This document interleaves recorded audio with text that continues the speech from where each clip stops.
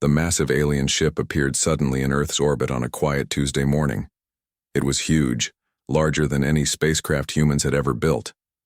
The ship hovered silently above the planet, its metallic surface gleaming in the sunlight. News of the alien arrival spread quickly across the globe. People gathered around screens watching as the strange vessel maintained its position over Earth. Some felt fear, others excitement, but everyone wondered the same thing. Why were they here? Captain Elaine Wright sat in a conference room at the ICR, United Earth Space Command headquarters. She was tall with short brown hair and calm blue eyes. At 42 years old, she had spent her entire adult life in the space service, rising through the ranks with a reputation for level-headed decision-making. "Captain Wright, we're sending you up there," said General Frank Wilkins, pointing at the ceiling. "The aliens have requested a meeting and the Security Council has selected you as Earth's representative." Elaine nodded. "When do I leave, sir?" 1 hour. Just enough time to brief you." Elaine's shuttle departed from the Kennedy Space Center amid tight security. As it climbed through the atmosphere, she watched Earth grow smaller below her. The blue planet looked peaceful from space, giving no hint of the tension gripping its inhabitants. When the shuttle approached the alien vessel, Elaine got her first close look at it. The ship was smooth and oval-shaped, with no visible weapons or external features except for a large opening that appeared as they approached. "They're guiding us in," said the pilot as the shuttle glided into what seemed to be a docking bay. When the shuttle door opened, Elaine took a deep breath and stepped out. The air smelled clean but slightly different from Earth's. 3 tall, slender beings waited for her. Their skin was pale green with a slight shimmer, and they had large almond-shaped eyes that blinked slowly. "Welcome, human representative," said the middle figure in perfect English. "I am Zal Thur, ambassador of the Galactic Consortium. We have been observing your world for some time." "Thank you for your welcome," said Elaine, keeping her voice steady. "I am Captain Elaine Wright of the United Earth Space Command." Zal Thur tilted his head. "A military title? How quaint. Our societies outgrew the need for military structures thousands of years ago." Elaine noticed the slight smile that played across his thin lips. There was something in his tone, a hint of superiority that reminded her of how adults sometimes spoke to children. "Please, follow me," said Zal Thur. "We have prepared a presentation about the Galactic Consortium that should be accessible to your understanding."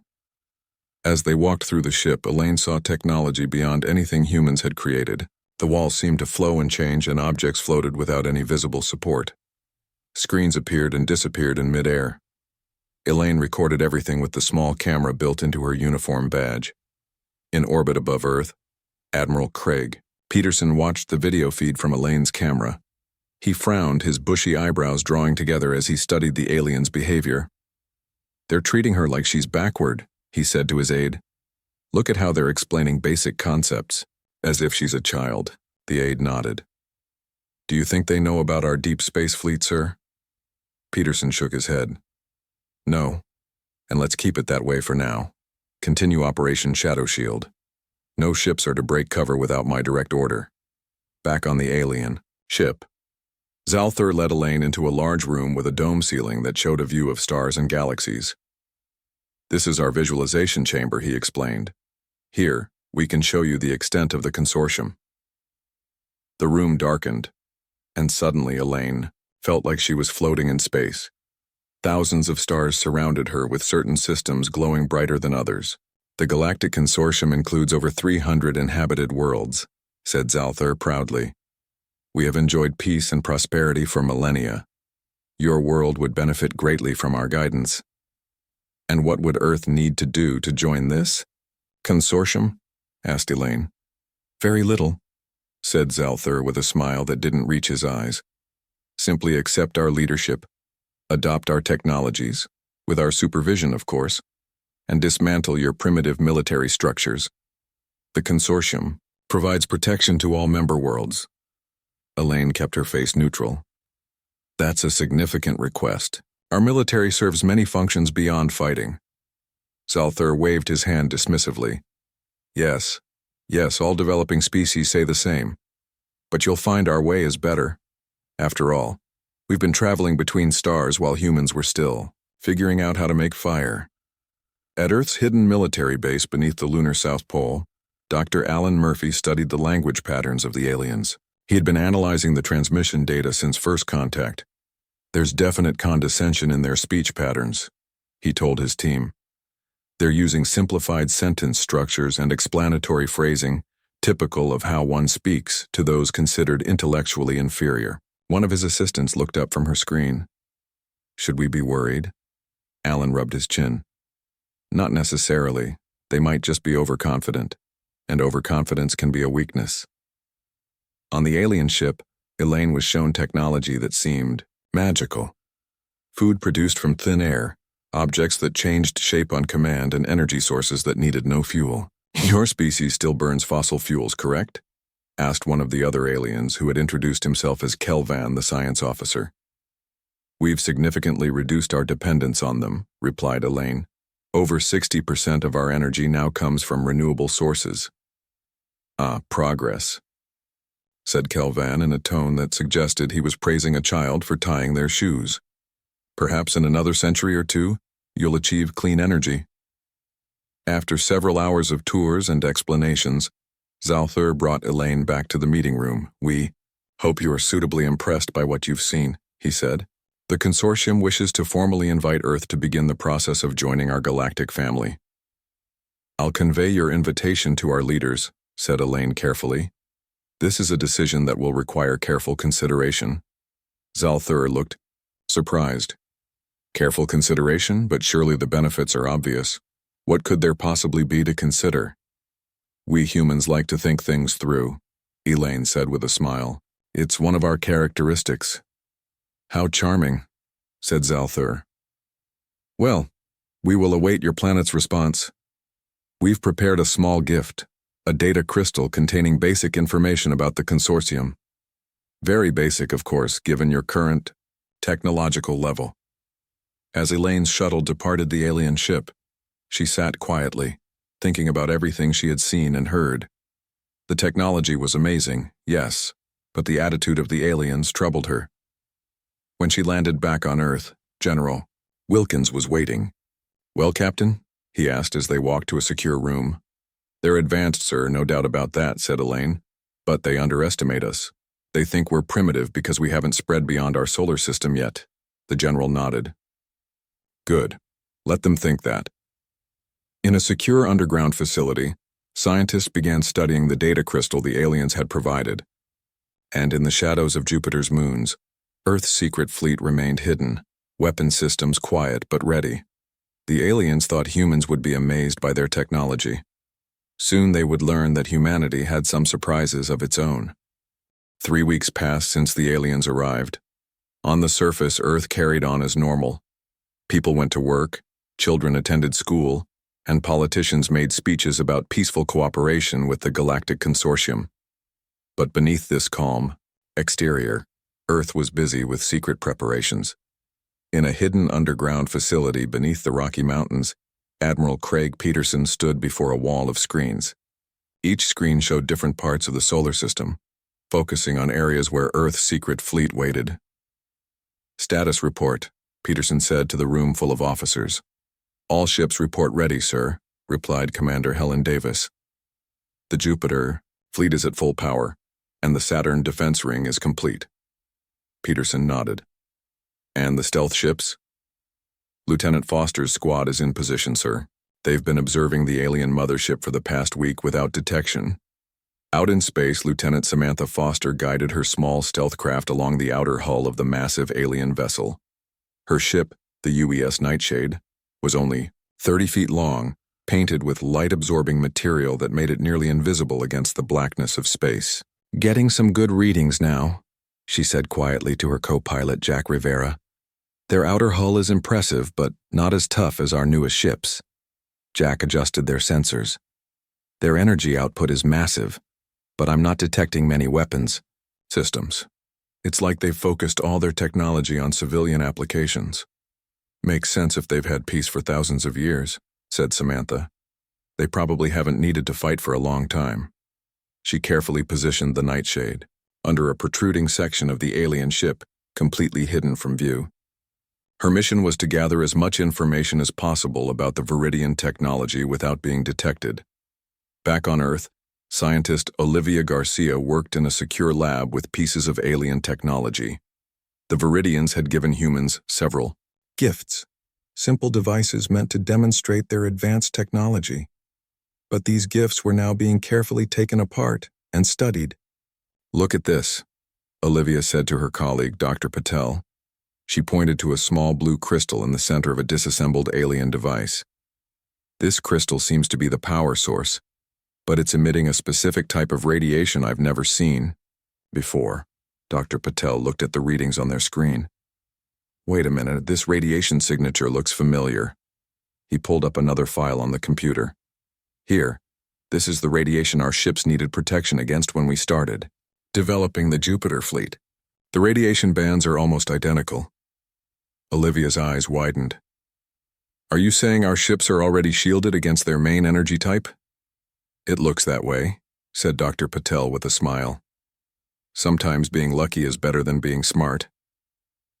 In Washington, D.C., a meeting was taking place between Earth's leaders and the alien delegation. The large conference room was filled with diplomats, scientists, and military officers, all listening as Ambassador Zalthur spoke. "We are pleased with the progress of our early discussions," the alien said. "The consortium is prepared to begin the process of integrating Earth into our civilization. Of course, this will require significant changes to your political and military structures." Captain Elaine Wright, sitting next to the president, watched Zalthur carefully. In the weeks since first contact, she had become Earth's primary liaison with the aliens. She had noticed that despite their polite words, the Vidians continued to treat humans as primitive beings in need of guidance. "We appreciate the consortium's interest," replied the president, an older woman with silver hair. "However, we would like more information about exactly what changes would be required." Zalthur made a gesture that seemed similar to a shrug. "Nothing too difficult. The consortium operates under a unified government. Each member planet maintains local control of basic functions, but all major decisions, technology development, resource allocation, and of course, security, are managed by the Consortium Council. And Earth would have representation on this council?" asked the president. "Eventually, yes," said Zalthur. "After a probationary period of about 50 of your Earth years." Murmurs ran through the human side of the room. "50 years is a long time to have no say in our own security," said General Wilkins.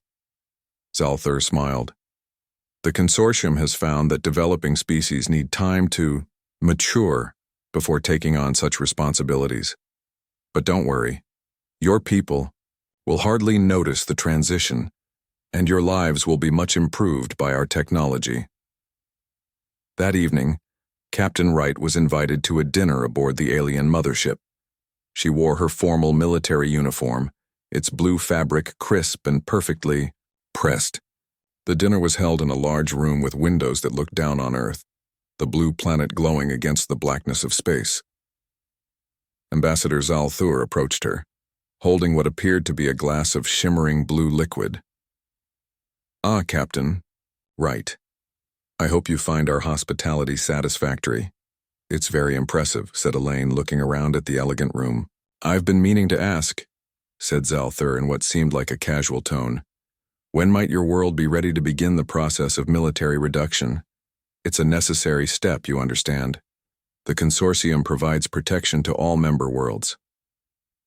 Elaine took a sip from her glass of champagne, one of the few Earth products the aliens had allowed at the dinner. "Actually, Ambassador, we were hoping to arrange a joint military exercise first." Zalthur looked surprised. "A military exercise? Whatever. For?" "To demonstrate our capabilities," said Elaine with a smile. "It seems only fair that you understand what Earth brings to the consortium." "Oh," said Zalthur with a slight laugh. "Well, I suppose that could be arranged, though I hardly think it necessary. Our sensors have already catalogued your orbital platforms and the few small ships you use for transport between your Earth and Mars colony." "Nevertheless, Maddy," said Elaine, "we insist. Perhaps next week, we could meet near Mars. Nothing too elaborate. Just a small demonstration. Zalthur nodded, clearly amused by the idea. As you wish, Captain. The consortium believes in honoring cultural practices even when they seem outdated. After the dinner, Elaine returned to Earth and went directly to Admiral Peterson's office. He was waiting for her along with several high-ranking officers. How did it go? Asked Peterson. They agreed to the demonstration, said Elaine. They're still completely unaware of our true capabilities. Peterson smiled. Good. It's time to activate Protocol Thunderbolt. Let's show our new friends what humanity is really capable of. Across the solar system, hidden commanders received encrypted messages. Deep in the shadows of Jupiter's moons, massive warships powered up their engines. In the asteroid belt, smaller attack craft prepared for movement.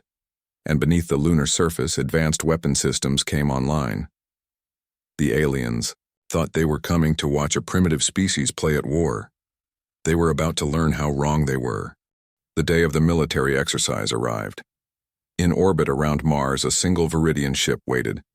It was smaller than their mothership, but still impressive, sleek and silver with glowing blue lights along its hull.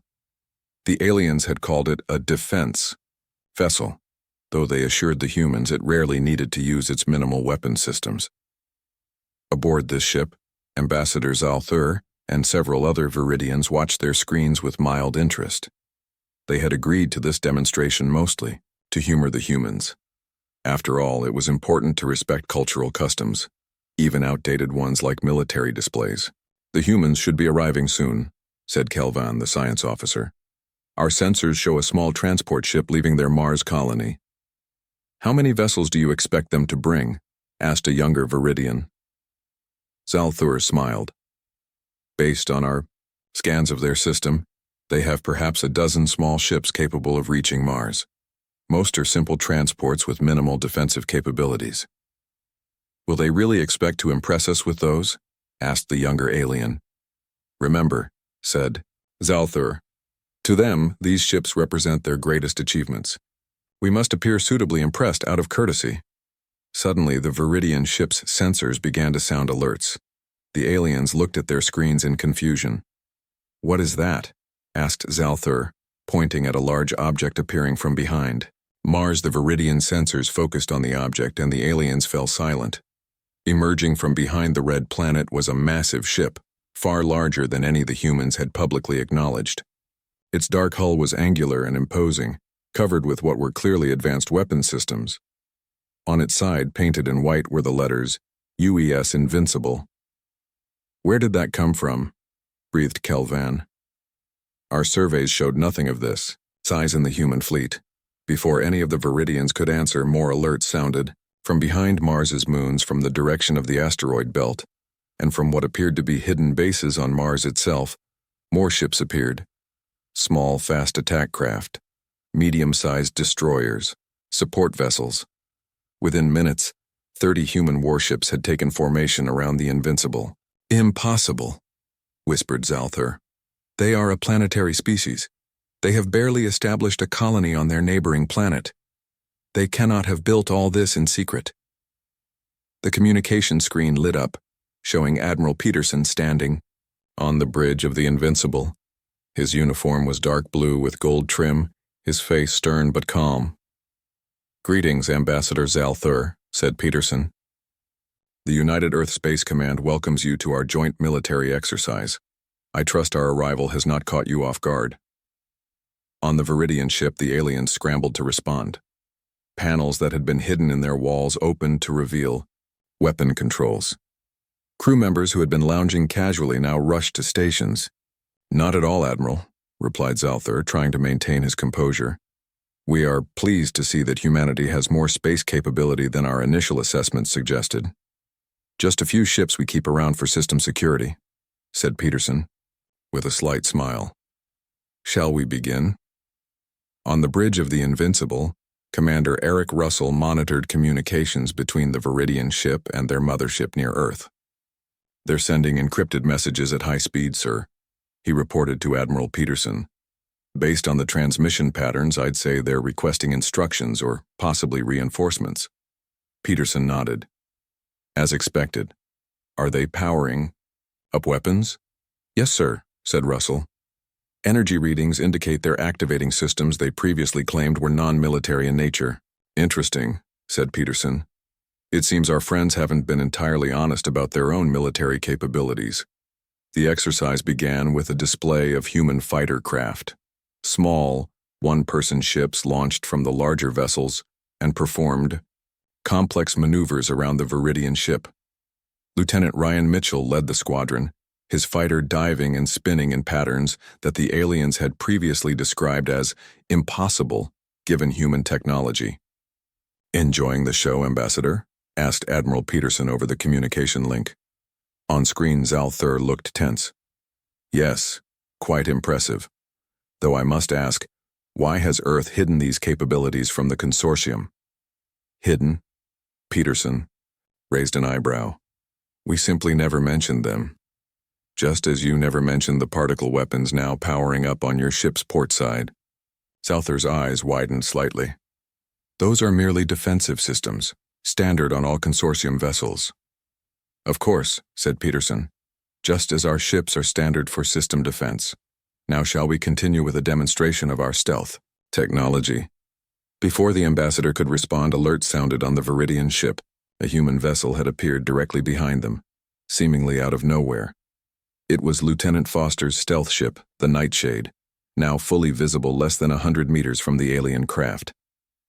Impossible, said Kelvan, staring at the readings. It should have registered on our sensors. Not if it's shielded against the specific radiation frequency your sensors use, said Lieutenant Foster over the communication channel, which, by the way, we've known about for weeks. The exercise continued for 2 hours. The human ships demonstrated weapon systems, defensive capabilities, and maneuverability that shocked the Vidians.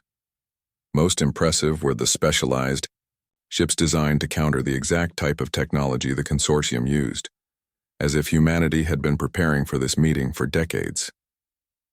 Finally, Admiral Peterson invited Zalthur to come aboard the Invincible.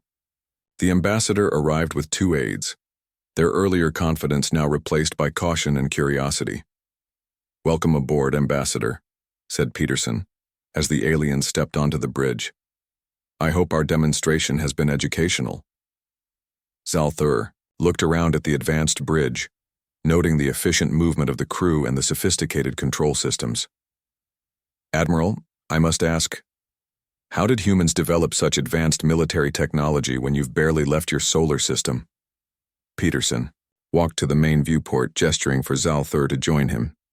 Through the reinforced glass, they could see Mars, the red planet glowing against the darkness of space, with dozens of human warships now visible in orbit. Humanity has always excelled at 2 things, Ambassador, said Peterson, dreaming of the stars and preparing for the worst. After our first nuclear war almost destroyed us, we vowed never to be caught unprepared again. But the resources required, the coordination between nations, the secrecy. Peterson nodded. It wasn't easy. But a near-miss asteroid in 2035 gave us the push we needed. Earth's nations realized that planetary defense wasn't optional. It was essential for survival. We've been building in secret ever since, hidden in the shadows of our outer planets. Zalthur was quiet for a moment. The consortium will need to reconsider its approach to Earth's membership. Yes, said Peterson, I think it will. And perhaps consider something closer to an equal partnership, rather than the arrangement you initially proposed. As the Vidian delegation prepared to return to their ship, Zalthur turned to the Admiral. You realize, Admiral, that your demonstration today changes everything. The balance of power in this sector of the galaxy will shift. Peterson smiled. That was the idea, Ambassador. That was exactly the idea. News of Earth's hidden fleet spread quickly through the Galactic Consortium. The Vidian mothership departed Earth's orbit, returning to their home system to report directly to the Consortium Council. Before leaving, they extended a formal invitation for Earth to send representatives to Vidian Prime, the central world of the Consortium. 2 weeks later, a human delegation prepared to depart for their first journey beyond the solar system. Captain Elaine Wright had been promoted to colonel and would lead the diplomatic team. Major Lisa Clark, A tall woman with dark skin and serious eyes was in charge of security. "I don't like this," said Major Clark as she inspected the weapons her team would bring. "We're walking into unknown territory with minimal intel." Colonel Wright nodded. "I understand your concerns, but this is too important an opportunity to pass up. The consortium has opened their central world to us. That's unprecedented for a new species." "It's not hospitality motivating them," said Clark. "It's our warships." The human delegation traveled aboard the UES Discovery, a mid-sized vessel that combined diplomatic functions with military capability. Admiral Peterson had insisted they travel on a ship that could defend itself if necessary, rather than accepting transport on a consortium vessel. As the Discovery prepared to leave Earth's orbit, the ship's chief science officer, Dr. Kevin Williams, approached Colonel Wright on the bridge. "Colonel, I've been studying the star charts the Vidians provided," he said. "According to their data, their home system is 50 light-years from Earth. Even with our most advanced propulsion, that journey would take years."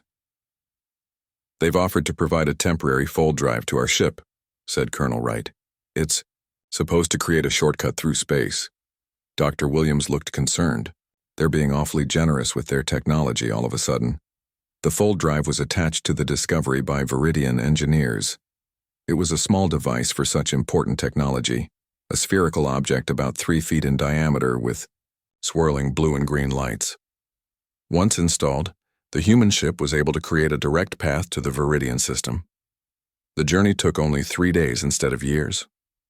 When the Discovery emerged from the fold space, the crew gasped at the view on their screens. Vidian Prime was a beautiful world. Blue oceans with swirls of turquoise, land masses covered in cities that gleamed like jewels, and orbital structures that formed rings around the planet. "It's magnificent," whispered Colonel Wright. "And heavily defended," noted Major Clark, pointing to the hundreds of ships and stations surrounding the planet.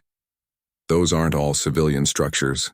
The Discovery was directed to a docking station where representatives from various consortium species waited to greet them. The human delegation was surprised by the diversity. Beings with 6 limbs, others that looked like walking plants, some that floated rather than walked. An elderly Vidian stepped forward. "Welcome to Vidian Prime. I am High Counselor Mevcor. Your arrival is most significant." Colonel Wright performed the formal greeting they had been taught. "High Counselor, Earth thanks you for your welcome. We look forward to learning more about the consortium." The humans were given comfortable quarters in a large building near the consortium council chambers. As they settled in, Major Clark organized her security team to maintain a rotation of guards. "I want eyes on all entrances and exits," she told her officers. "And everyone carries personal shields at all times." While the diplomatic meetings began, Major Clark took the opportunity to explore their surroundings. She noticed something strange. Many of the non-Vidian species seemed nervous around the humans. Some would whisper as the humans passed, others would quickly change direction to avoid them. During one walk through a public garden, Clark overheard 2 plant-like beings talking in what they thought was a private conversation. "Have you seen the humans' ships?" one asked the other.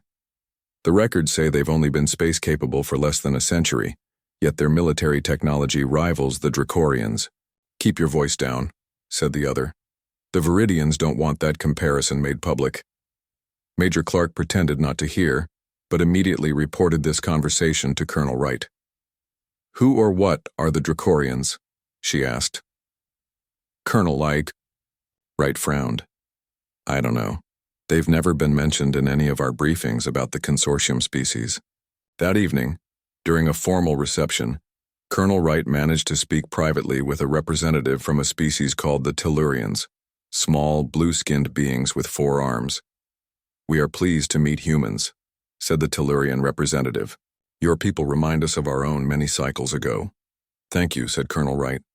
"We're still learning about the many species in the consortium. Today was the first time I heard of the Draorans. Are they a member species as well?" The Tellurian's skin darkened slightly. No, they are not. And if the Vidians have not spoken of them to you, perhaps I should not either." "But they exist?" pressed Wright. The Tellurian looked around nervously. They exist at the far edge of the galaxy. They are aggressive. The consortium has had difficulties with them. Before the Tellurian could say more, a Vidian official approached, and the small blue alien quickly excused himself. Later that night, Dr. Williams used his access to the consortium's scientific database to search for information about the Draorans. He found very little. Most files were restricted, but what he did find disturbed him. There's been an ongoing conflict, he told Colonel Wright in her private quarters. The Draorans have been raiding consortium worlds on the Outer Rim for decades. They're described as highly militaristic and technologically advanced, and the consortium kept this information from us, said Major Clark. Why? Dr. Williams looked grim. I think I know why we're suddenly so welcome here. The consortium doesn't want partners. They want defenders. They're hoping to use our military against their enemies. The next day, Colonel Wright attended a special session of the Consortium Council. Representatives from dozens of species sat in a vast circular chamber. The humans were given a prominent position near the center.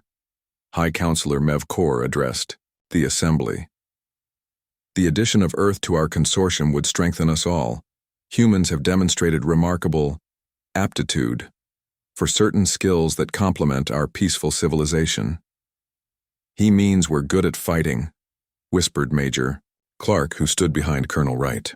Another council member, a tall insect-like being, spoke next. The humans' natural defensive capabilities would make them ideal protectors for our outer colony worlds, which have faced challenges in recent years. Colonel Wright listened carefully as speaker after speaker hinted at the same thing. They wanted Earth's military to solve their Draoranian problem. When it was her turn to address the council, Colonel Wright stood tall. The people of Earth are honored by your invitation to join the consortium. However, we notice that you seem particularly interested in our defense capabilities. A nervous murmur ran through the chamber. Earth is willing to consider defensive alliances, continued Wright.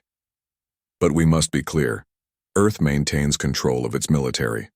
We will not simply become the consortium's soldiers. High Counselor Mevkor's face showed surprise, then a flash of anger before he composed himself.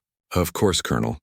We would never suggest such a thing. The consortium respects the sovereignty of all member worlds. But as the session ended, Colonel Wright caught the glances exchanged between council members. The truth was becoming clear. The consortium had not invited humans to the stars out of friendship or to share knowledge. They needed Earth's military, strength for their own purposes, and now Earth's delegation would need to navigate these complicated waters carefully to ensure humanity's first steps into the galaxy were as partners, not pawns. 6 months after first contact, Earth had established a permanent embassy on Vidian Prime. Trade had begun between humans and several consortium species. Earth ships now traveled regularly through consortium space, and alien visitors had become a common sight in major Earth cities, but not everything was peaceful. On a cold morning in December, alarms blared through the United Earth Space Command headquarters. "Report," demanded Admiral Peterson as he rushed onto the command floor. "Sir, we've received an emergency signal from our research outpost on Europa," said the communications officer. "They're under attack." Peterson's face hardened. "Show me." The main screen displayed grainy footage from Europa, one of Jupiter's moons. A research base built into the icy surface was under fire from 3 ships of unfamiliar design. They were angular and red, moving with aggressive precision. "Those aren't consortium vessels," said Peterson. "Who are they?" The outpost commander managed to transmit this message before communications were cut, said the officer, playing an audio file. "This is Dr. Mason at Europa Station," came a woman's voice, punctuated by the sound of explosions. "We are under attack by ships identifying themselves as Draoranian scouts, requesting immediate military support. They've already breached the outer." The message cut off in static. "Deploy the 5th Fleet immediately," ordered Peterson, "and inform the Vidian embassy." The UES Defender, commanded by Captain Paul Martinez, was the first to reach Europa. It was a fast response battleship, designed for quick deployment anywhere in the solar system. Within minutes of arriving, Captain Martinez assessed the situation. 3 enemy ships still attacking the research base. He reported back to Earth.